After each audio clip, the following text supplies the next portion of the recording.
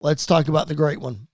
Let's talk about The Rock and how this whole situation affects him. Yeah. I said at the beginning of the show, what everybody seems to be forgetting is that we are getting The Rock back in WWE. We said it last week. Yep. That Rock is as close to the product as he's ever been.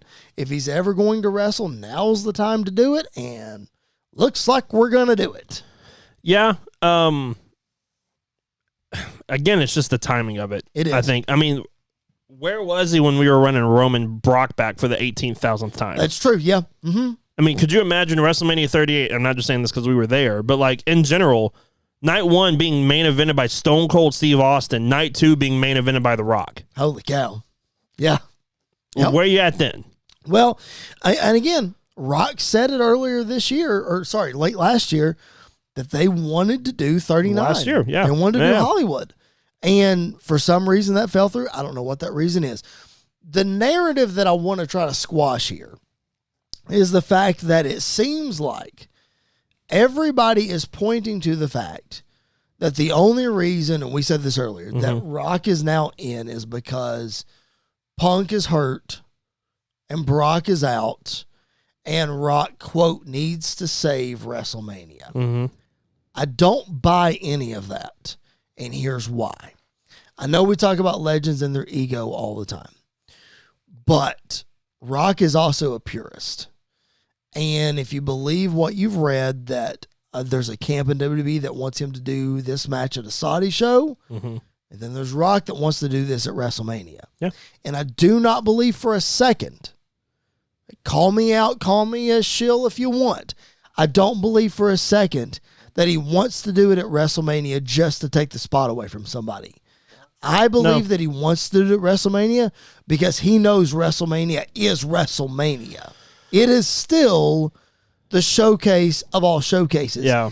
And heaven forbid us forget, it's the 40th anniversary of WrestleMania. Every 10 years, big things happen. Right. I will say this. I can believe it for one reason.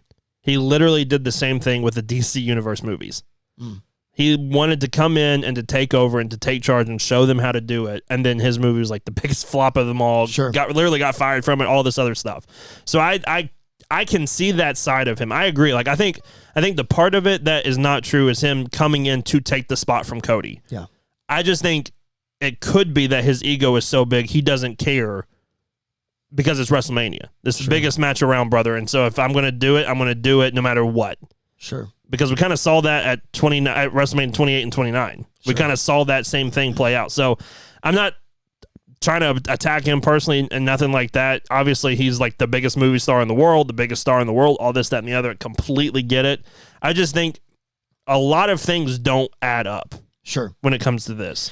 And I don't think he did it with the malicious intent of taking it from Cody. If we are heading that direction, I just don't think he necessarily, and when I say he, I mean like creative as a whole, thought this all the way through if they are heading in just a Rock versus Roman situation. Well, I will say this. I'm going to bring up this point, and Andy, we're going to talk very general about this topic because of the sensitivity of the situation.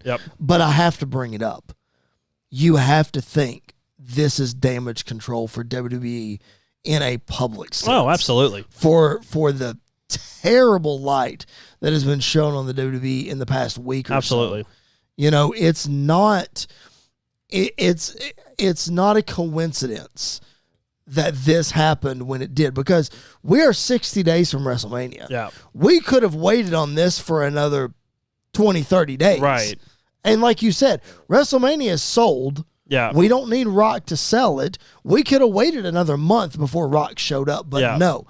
They did it intentionally to try to make everybody look at WWE in a positive light. Oh, absolutely. No, that has to be a factor in all of this.